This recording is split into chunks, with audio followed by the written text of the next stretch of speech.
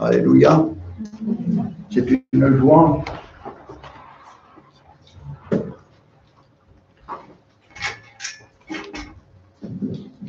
que d'être au milieu de vous ce matin, pouvoir méditer ensemble la parole du Seigneur. Et il est vrai que Dieu est bon. Alléluia. Dieu est bon pour ses enfants. Et il est vrai que nous pouvons nous réjouir de ce que Dieu est bon. Et ce qu'il attend, c'est que nous puissions avoir cette relation avec lui entre un enfant et son père, entre une fille, un garçon, avec son père. Et c'est une joie de pouvoir converser avec le Seigneur en même temps. Vous savez,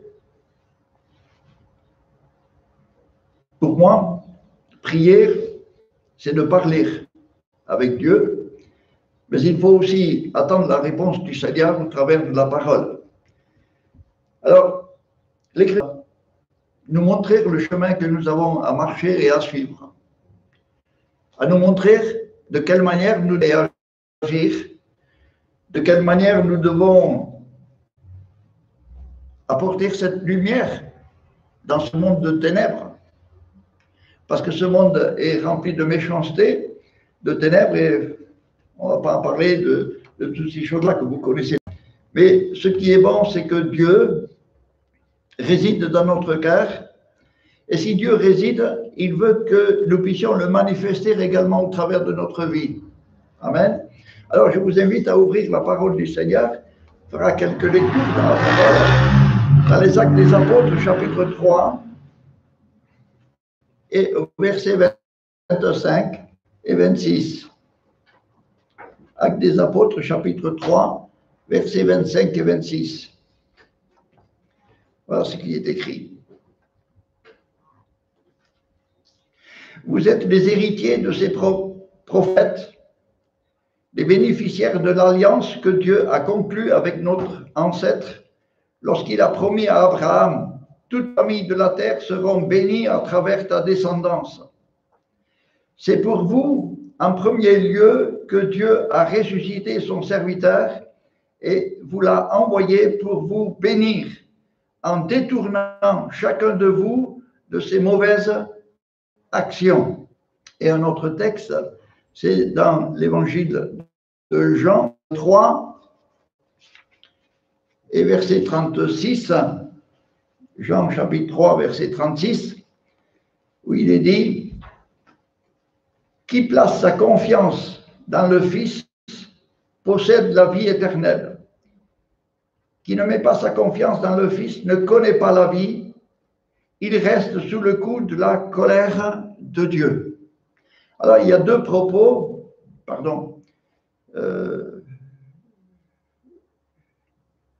c'est que, voilà, la dernière fois que je suis venu, ça fait quelques années déjà, j'étais avec l'association Bibliculture, pour ceux qui connaissent, qui ont entendu parler. Et il est vrai que je suis en même temps aumônier, enfin, j'ai été, puisque j'ai atteint l'âge de la retraite, aumônier en maison d'arrêt de Mont-de-Marsan. Je l'ai été aussi de Pau à un moment donné. Et il est vrai que le travail à maison d'arrêt est totalement différent du travail de l'extérieur dans une église ou quand on est en dehors de ce lieu de privation de liberté. Mais une chose importante, c'est que la parole de Dieu ne change pas. Elle est toujours la même. Que ce soit en prison ou en dehors, ou à l'hôpital ou dans notre maison, dans notre foyer, la parole de Dieu ne change pas. Elle est toujours la même. Elle n'est pas à l'arrière-garde ni à l'avant-garde, mais elle est toujours d'actualité. Alléluia. Et c'est ce qui réjouit peut-être notre cœur, c'est de savoir que Dieu ne change pas non plus. Malheureusement, nous, on change. J'ai été jeune, maintenant j'ai vieilli, et il est vrai que entre-temps, eh bien, on a fait une rencontre avec le Seigneur, on a marché avec Dieu, et ce qui réjouit, c'est que Dieu a pardonné mon péché, et c'est que j'ai la vie éternelle. Comme il dit dans l'Écriture, celui qui croit, qui fait confiance à Jésus, il a la vie éternelle. Et ce qui peut nous réjouir, c'est que la différence, c'est que on peut avoir des soucis, des problèmes, des difficultés, mais quand on est avec le Seigneur, on sait sur qui on peut s'appuyer et sur quoi est-ce qu'on peut s'appuyer. Parce que quand on n'a pas Dieu, on n'a pas Jésus avec nous, on s'appuie sur quoi? On s'appuie sur qui? Les amis, la famille, oui, peuvent nous aider à un certain moment, mais au-delà, ne peuvent pas nous aider, ne peuvent rien faire. Donc nous avons besoin de rencontrer quelqu'un qui sache nous rendre et aussi nous aider, et c'est Jésus-Christ. Jésus est venu dans ce monde pour nous éclairer. Dieu l'a envoyé pour qu'il nous éclaire. Et maintenant, Jésus est dans le ciel, au ciel, auprès de son Père. Mais il nous a laissé à chacun de nous, pour ses enfants, que nous sommes cette lumière dans ce monde de ténèbres. Jésus, quand il était sur la terre, il a dit, je suis la lumière du monde. Et maintenant, les enfants, c'est ces enfants, c'est chaque chrétien qui sont la lumière. Chaque chrétien, c'est un grand mot. Hein, c'est un grand mot. En prison, bien des personnes disaient, mais je suis chrétien. Et il dit, oui, mais avec plusieurs analyses, je suis arrivé à constater que chrétien comment? Par rapport à la Bible, par rapport aux Écritures ou par rapport au monde? Parce qu'en France, on est, pardonnez-moi, mais on est un peuple qui est christianisé.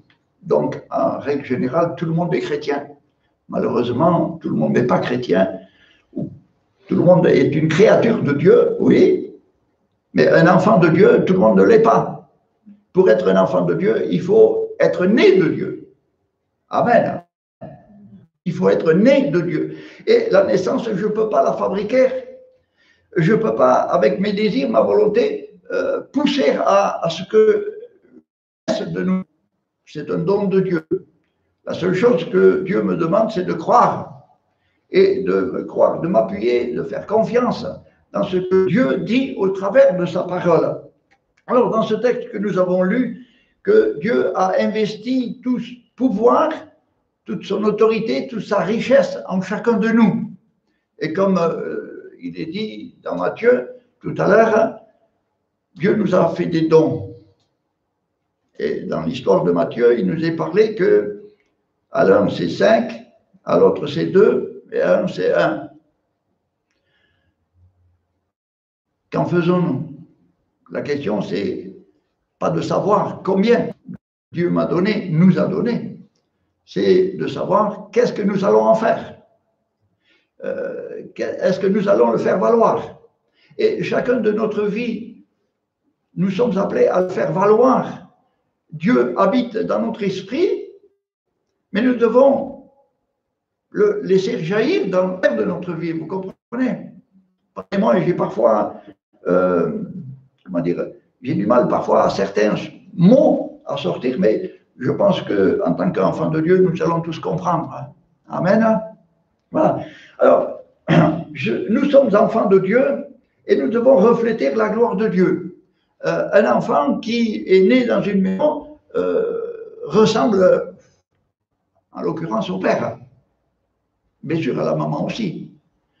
Mais c'est vrai que plus tard, après, on dira tel fils, tel père, ou telle mère, telle fille.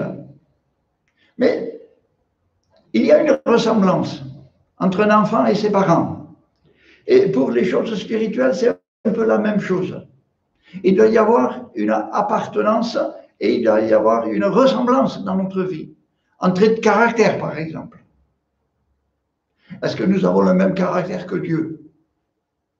C'est vrai que nous sommes dans ce monde. C'est vrai que l'Écriture nous dit que nous sommes dans ce monde, mais nous ne faisons pas partie de ce monde. Donc nous ne sommes pas appelés à parler comme le monde, mais nous sommes appelés à parler comme Dieu. dans Galates chapitre 5, verset 22, il nous est parlé des traits de caractère de Jésus. Le fruit de l'esprit, c'est l'amour, la paix, la joie. Et déjà dans ces trois choses, est-ce que nous possédons ces choses-là? Ça doit être une réalité dans notre cœur. Ça ne doit pas être quelque chose de forcé ou de fabriqué. J'aime, devons aimer, pas parce qu'il faut aimer. Un enfant, il n'aime pas les parents parce qu'il faut aimer les parents. Il aime les parents parce que ce sont ses parents. Et un enfant, il aime son père et sa mère. C'est naturel, c'est instinctif. C'est naturel dans son cas. Et il aime ses parents. Et pour nous, c'est un peu la même chose. Donc, le monde doit voir le reflet de Jésus, de la gloire de Jésus, puisque nous sommes des héritiers de Dieu. Si nous sommes héritiers, nous partageons de toutes les richesses de Dieu. Non, non, c'est pas ça. Nous héritons, nous sommes des héritiers parce que Dieu a fait une promesse à Abraham et dire, je bénirai toute la nation au travers de Abraham. Et nous sommes descendants d'Abraham. Non. Nous avons la foi en Dieu. Abraham est la foi, non? Oui. Donc s'il est le père de la foi, nous sommes appelés à avoir la même foi que lui. Non. Dieu a demandé à Abraham à quitter son pays, à tout quitter. Dieu nous demande la même chose à nous. Mais qu'est-ce que j'ai quitté? J'ai quitté quoi? De quoi est-ce que je me suis débarrassé? Des choses de la terre, de cet amour, l'amour de Dieu qui est déversé par le Saint-Esprit dans notre cœur, dans notre vie, doit se manifester au travers de notre vie. Alléluia. Nous sommes appelés à aimer, mais naturellement, normalement. Alors, Dieu a investi dans chacun de notre vie un certain capital, on va dire. Dieu a investi des dons. À nous de les faire fructifier, de les faire valoir. Mais c'est vrai que quelque part, nous ne sommes pas, et on ne peut pas le faire.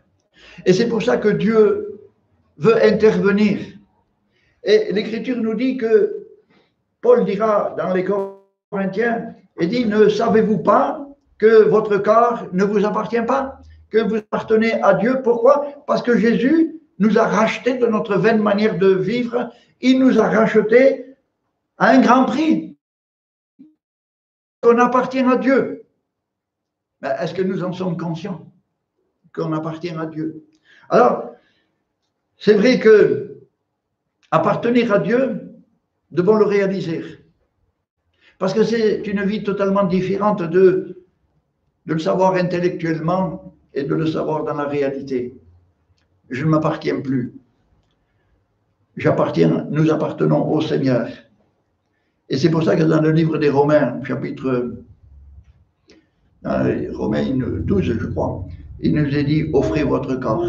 Pourquoi Dieu nous demande d'offrir quelque chose qui lui appartient déjà? Est-ce que vous vous êtes déjà posé la question? Nous appartenons à Dieu. Dieu nous a rachetés de notre vaine manière de vivre. Il nous a rachetés, on appartient à Dieu. Alors il nous demande d'offrir quelque chose de notre part. Pourquoi? Parce que tout simplement, Dieu veut avoir une relation entre nous et lui. Il ne veut pas que ce soit une relation religieuse, mais il veut qu'il y ait une relation entre un enfant et son père. Un enfant et son père. Donc, si nous sommes des enfants de Dieu, nous devons refléter la gloire de Dieu, puisque Dieu nous a donné sa gloire. Jésus nous a donné sa gloire. Est-ce que nous la reflétons? Est-ce que dans notre conversation, les gens peuvent voir qu'il y a quelque chose qu'eux, ils n'ont pas? C'est ça qui est important. Donc, si nous avons Dieu en nous, si nous sommes des héritiers, c'est qu'on appartient à Dieu. Oui, non? On appartient à Dieu. Donc, si on appartient à Dieu, nous devons recevoir cet héritage. Mais nous devons aussi le manifester. Le manifester chaque jour en aimant, en faisant ce qui est bien. Il est vrai que Dieu nous a donné l'intelligence, nous a donné tout ce qui est nécessaire, tout ce qui contribue à la vie de tous les jours. Dieu nous a tout donné, à nous de nous en servir. Comment je pourrais prendre également une autre image? Supposons que chez moi, ma femme, elle me demanderait, par exemple, est-ce que tu peux me donner un verre d'eau? Est-ce que je peux me servir de ceci? C'est à elle, non? Ça lui appartient. Elle n'a pas à demander, elle n'a qu'à se servir. Vous comprenez ce que je veux dire? Donc, elle doit se servir. Pourquoi elle demanderait? Parce si elle demanderait, ce serait une étrangère. Non? Ce serait une étrangère ou quelqu'un qui n'a pas l'habitude de venir dans la maison. Mais quelqu'un qui a l'habitude de venir dans la maison, d'avoir une conversation, mais il est considéré comme de la famille. Non? C'est pas ça. Et il est vrai que si nous sommes l'héritier et que Dieu nous a donné cet héritage pour que nous puissions démontrer que Dieu vit dans notre cœur, dans notre vie, que nous ne vivons pas comme les autres personnes et que nous marchons chaque jour, Seigneur. Pourquoi? Parce qu'il est notre forteresse, il est notre rocher, il est notre secours. D'où me viendra le secours sinon que de Dieu? Si j'ai un problème, une grosse difficulté, vers qui je vais crier? Eh bien, vers Dieu. Parce qu'il est, pourquoi? Mon assurance, ma sécurité. Il est mon rocher. Et puis, le Seigneur Jésus nous dit, et Paul nous dira que c'est avec assurance que nous devons nous approcher de Dieu. Pourquoi? Parce que Jésus a tout fait et nous a montré le chemin, il a aplani le chemin, il nous a montré le chemin, il nous accompagne dans ce chemin-là pour nous amener devant la présence de Dieu. Et comme dans le tabernacle, il y a le lieu saint et le lieu très saint. Alors on va dire que ici, dans cette assemblée, pardon, dans ce lieu où nous sommes, c'est le lieu saint.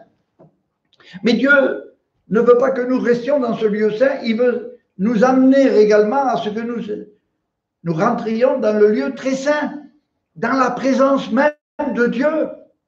Et dans la présence même de Dieu, doit démontrer également au travers de notre vie une différence. Souvenez-vous de Moïse, quand il était à la montagne avec Dieu, et quand il est reparti, il brillait tellement qu'il était obligé de mettre un voile sur la figure parce qu'il resplendissait toute la gloire de Dieu. La gloire de Dieu, Dieu nous l'a donnée à chacun. Mais est-ce que nous la faisons valoir, la manifestons chaque jour de notre vie? Dans notre marche de chaque jour, la vie nous apprend à nous comporter, à agir. Autrefois, on était des jeunes, et on n'était pas célibataires, et quand on s'est marié, c'est une autre vie. Vous êtes d'accord? C'est une autre vie, c'est une vie à partager ensuite. Et avec Dieu, c'est un peu la même chose. Alors, on ne peut pas ne pas toujours être d'accord, mais si je ne suis pas d'accord avec ce que je ne comprends pas dans les choses de Dieu, c'est normal de ne pas être d'accord parce que je ne comprends pas. Donc, nous avons besoin de comprendre. Et quel moyen j'ai pour que je puisse comprendre, sinon que de me tourner vers le Seigneur et d'aller vers lui. Seigneur, je ne comprends pas. Explique-moi, éclaire-moi. Ouvre mes yeux pour que je réalise, pour que je comprenne ce que tu veux me dire. C'est ça, un peu la marche du chrétien. Pourquoi? Parce que Dieu a tout fait pour que nous puissions lui ressembler. Alors, dans le livre de Jérémie, chapitre 24, et verset 7, il dit « Je leur donnerai un cœur pour qu'ils connaissent que je suis l'Éternel. Ils seront mon peuple et je serai leur Dieu, s'ils reviennent à moi de tout leur cœur. Je leur donnerai un cœur nouveau. » Et dans Ézéchiel 36, il nous dit que Dieu a changé notre cœur et il a changé notre esprit également. Donc, il a recréé en nous cette ce moyen de pouvoir avoir une relation avec Dieu. Non. Si j'ai une relation avec Dieu, ça doit se montrer. Vous savez, quand on a des soucis, des problèmes, des difficultés, ça se remarque à notre visage. Non? Quand on a un gros souci, pas un petit, mais un gros souci, mais les gens se portent d'une manière totalement différente et ça se remarque sur leur visage. Mais par contre, quand on est heureux, quand on est dans la joie, quand tout va très bien, mais ça se remarque aussi. Mais un chrétien, il est vrai que malgré les problèmes, malgré les difficultés, il est toujours content. Pourquoi? Parce qu'il est en paix avec Dieu. Pour l'instant, pardonnez-moi, mais on est en vacances sur cette terre. Nous sommes que des voyageurs, des pèlerins. Nous sommes que là pour un temps bien précis par Dieu, un temps où nous sommes appelés à faire quelque chose et nous devons savoir à quoi je fais, qu'est-ce que je dois faire parce qu'à la fin, nous aurons tous des comptes à rendre à Dieu. Non? Tous des comptes. Alors, si dans notre pensée, on pense que je n'ai reçu qu'un seul don,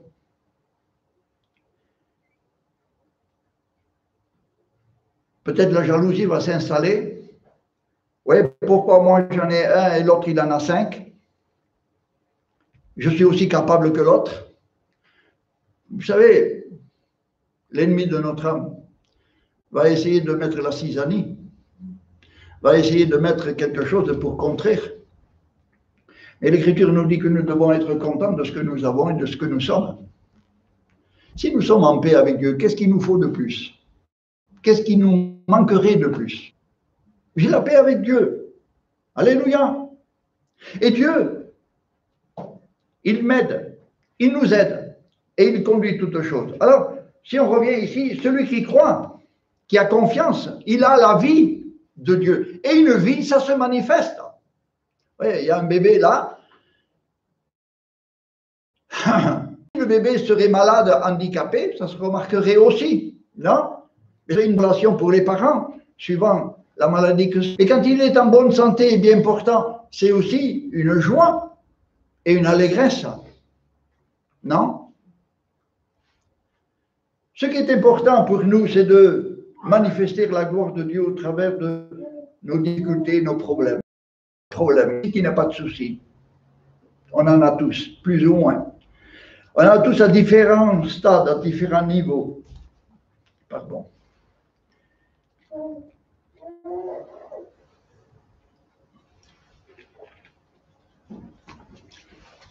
Mais ce n'est pas les soucis et les problèmes qui vont faire de moi que je vais être dans la tristesse ou dans la joie.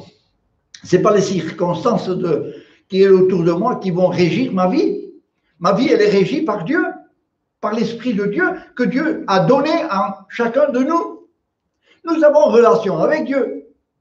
Nous sommes branchés avec Dieu. Non, pas qu'avec Dieu. Alors nous recevons de Dieu ce qui est nécessaire, ce qui est bon. Mais aussi, quand on a des problèmes et qu'on se pose des questions, Seigneur, je ne comprends pas ici, je ne sais pas là. Seigneur, éclaire-moi, montre-moi.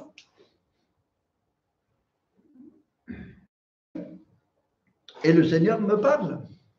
Puisque la prière, c'est pas un monologue.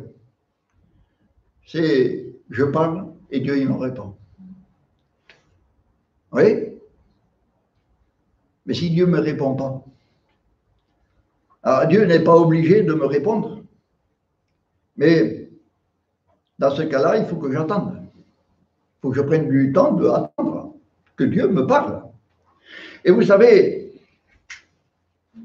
par exemple, la parole de Dieu, ce sont les paroles de Dieu.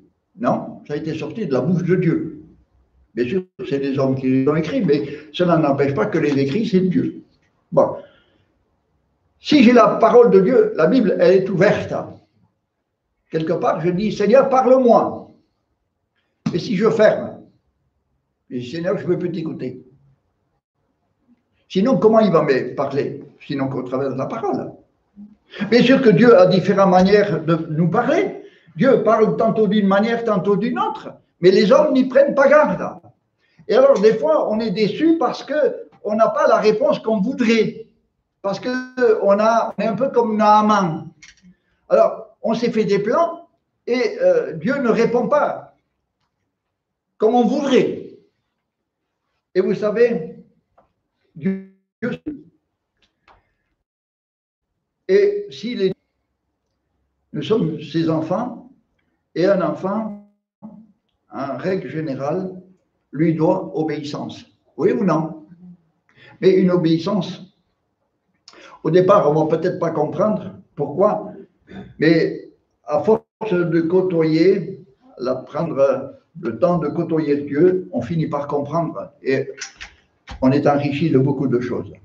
Alors ici, celui qui fait confiance en Dieu, c'est facile de dire j'ai confiance en Dieu, mais il faut le démontrer. Par exemple, je vais vous poser une question. Comment pouvez-vous me faire savoir, me faire comprendre que vous aimez Dieu? Comment? Hein? Comment est-ce que vous allez faire pour me montrer que vous aimez Dieu?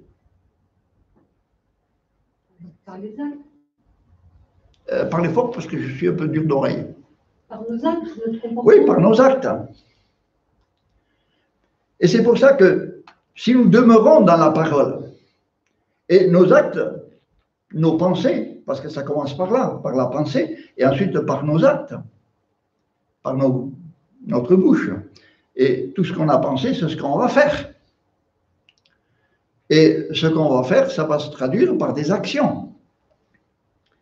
Mais au départ, on a pensé. Et vous savez, là-dedans, on pense beaucoup.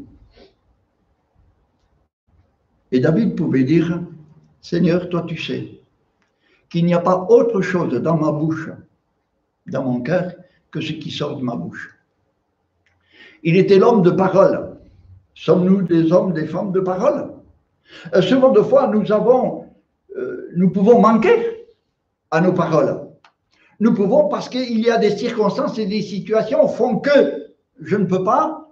J'ai par exemple donné rendez-vous à quelqu'un et voilà, d'un fait, je ne peux pas être à ce rendez-vous-là. Donc j'ai failli à ma parole si je ne peux pas y être. Mais il y a des situations et des circonstances qui peuvent démontrer que j'étais dans l'incapacité de pouvoir y être. Si je suis dépendant de la voiture, et si la voiture fait des caprices et ne veut pas fonctionner, mais j'aurai du mal à marcher. Surtout que j'ai mal à la hanche, donc j'aurai du mal, moi, à marcher. Donc, ce qui est important, c'est que faisons tout ce que nous pouvons dans le maximum d'être agréable à Dieu et recherchons ce qui lui est agréable. Qu'est-ce qui est agréable? C'est d'être bon, d'être généreux, d'être comme Dieu dans ce monde de tristesse et de perdition. Combien le monde d'aujourd'hui, il est dans cette désolation. Le monde ne sait plus où il va. Regardez, c'est comme les enfants de 14 ans, il va pas regarder l'autre de 15 ans. Ça ne s'est jamais rencontré, ça ne s'est jamais vu. Mais aujourd'hui, nous vivons ces choses-là. Il n'y a pas de sécurité, il n'y a plus de sécurité. On ne fait pas de politique, mais il n'y a pas de sécurité, ça se constate. Puis la méchanceté de l'homme, elle monte de plus en plus. Pourquoi? Mais ça, c'est le travail de l'ennemi.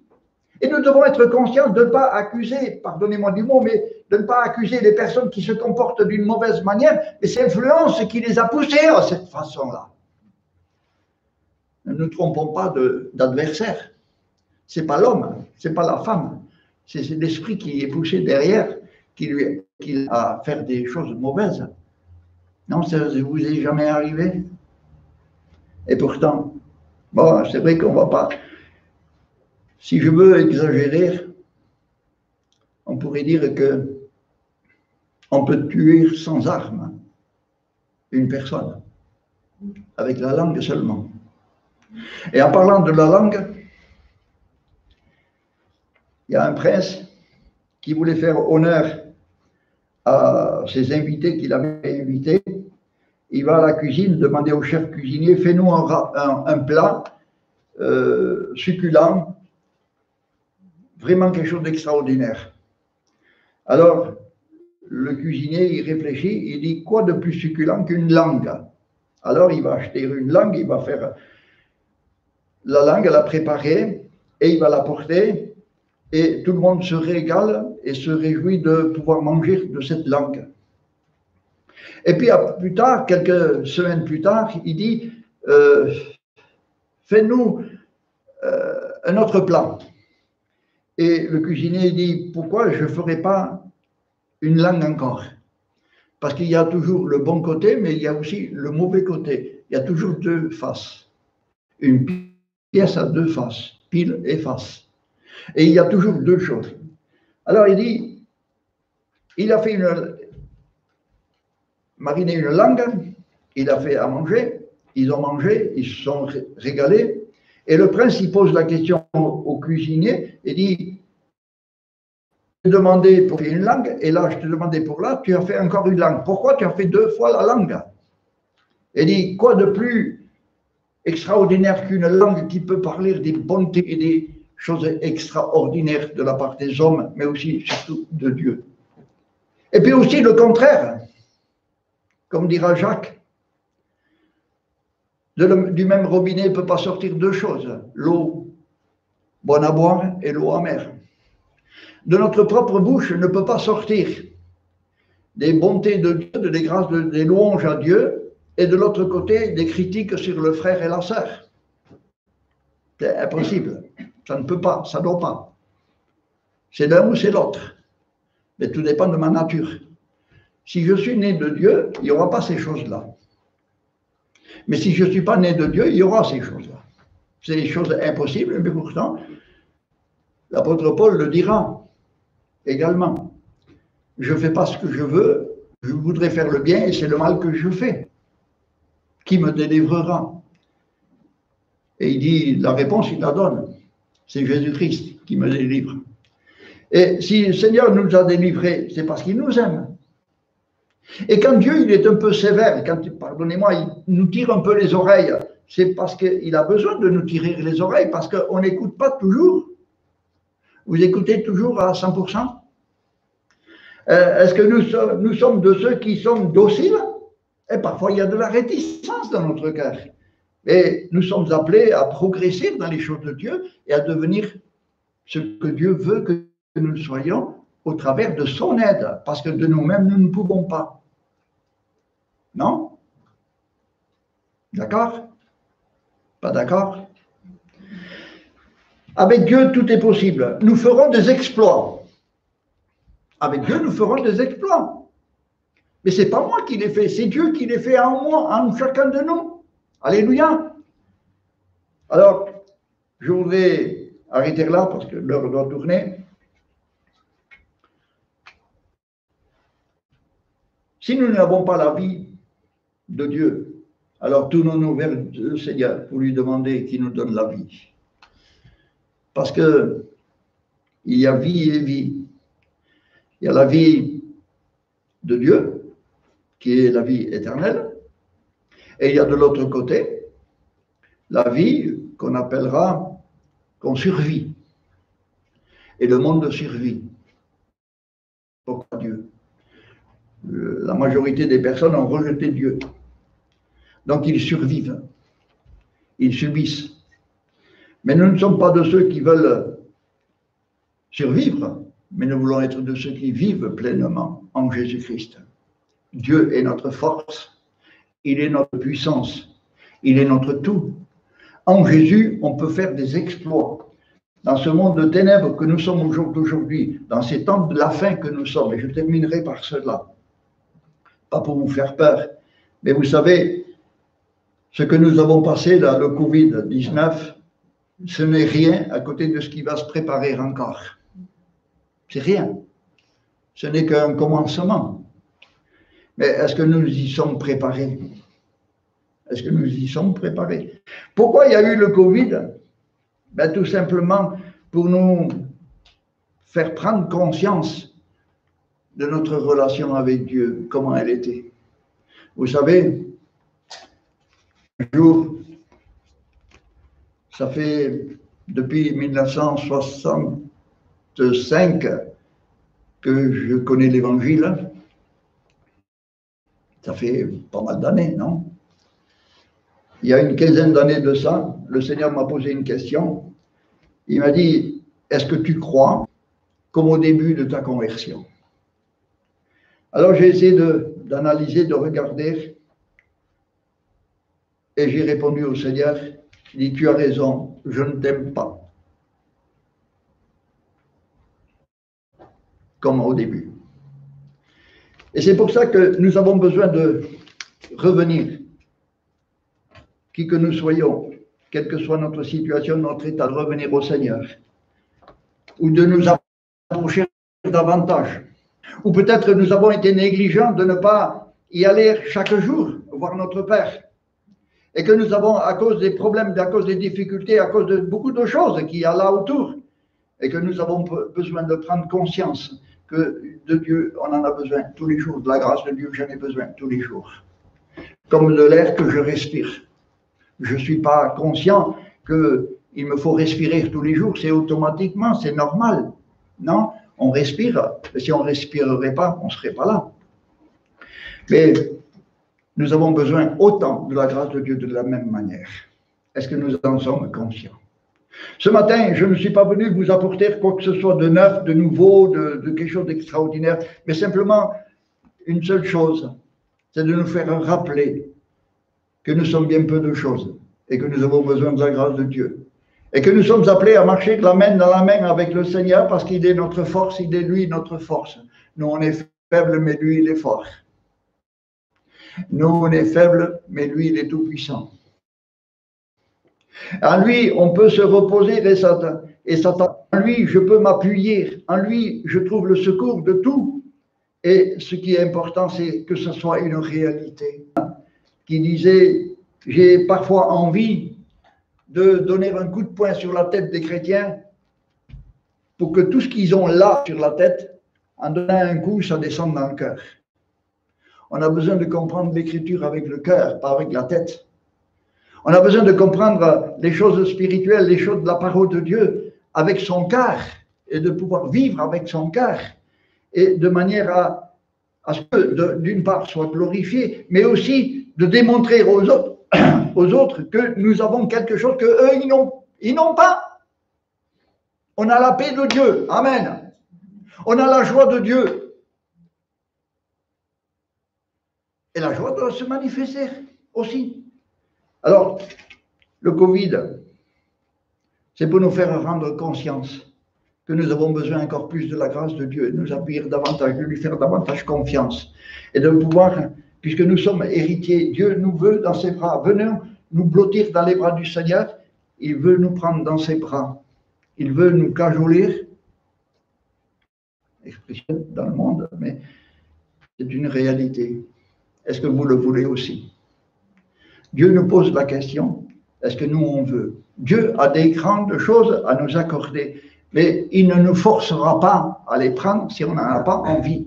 Et comme vous savez, qu'il est difficile de faire boire quelqu'un qui n'a pas soif.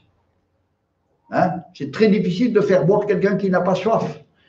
Puissiez-vous avoir soif des choses de Dieu, faim et soif de la parole de Dieu, de se nourrir de la parole de Dieu, de pouvoir se nourrir pour être à l'image toujours de mieux en mieux de Jésus-Christ. Amen.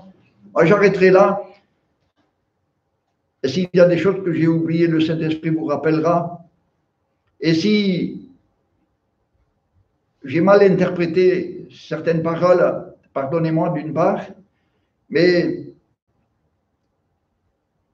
prions les uns pour les autres, afin que nous soyons tous au point où nous sommes arrivés aujourd'hui, marchons de même pas. Au point où nous sommes arrivés aujourd'hui, marchons tous de même pas, afin que le monde voie que nous sommes enfants de Dieu et que notre gloire, notre drapeau, c'est le sang de Jésus. Non? Oui? On prie le Seigneur? Seigneur, merci pour ces quelques paroles. Seigneur, je te prie je te prie que chacun de nous, ce matin, nous ayons pu recevoir un mot de ta part. C'est-à-dire une parole pour nous rappeler ce que nous devons être sur cette terre. De quelle manière nous sommes appelés à marcher avec toi. Pour démontrer que tu vis en nous et que nous t'appartenons à 100%. Que c'est toi le maître, comme dira Paul, ce n'est plus moi qui vis, mais c'est Christ qui vit en moi. Et si je vis, c'est par la foi. Seigneur, puissions-nous être ce que tu désires pour chacun. Que ta grâce et ta bénédiction nous accompagnent à chacun et nous éclairent et nous fassent du bien. Seigneur, conduis et dirige chaque chose pour la gloire de ton nom. Seigneur, je veux te prier plus pour Michel, Seigneur, pour sa famille, Seigneur, de les soutenir. Marie-France, c'est vrai, d'une part, on pourrait dire elle nous a quittés, mais de l'autre côté, on pourrait dire elle est arrivée à la maison. Elle est rentrée à la maison. Et bientôt, nous la rejoindrons. Seigneur, quand tu reviendras, nous partirons avec elle. Seigneur, nous la retrouverons, c'est vrai. Mais Seigneur, dans cette attente, Seigneur, nous sommes armés par les choses que toi, tu nous as données, toutes les armes de Dieu. Nous voulons les vérifier chaque jour de notre vie pour voir s'ils sont toujours sur nous et que nous sommes toujours prêts au combat parce que nous sommes des soldats de Jésus-Christ. Que ta grâce nous bénisse et nous accompagne à chacun dans le nom de Jésus. Amen, Seigneur.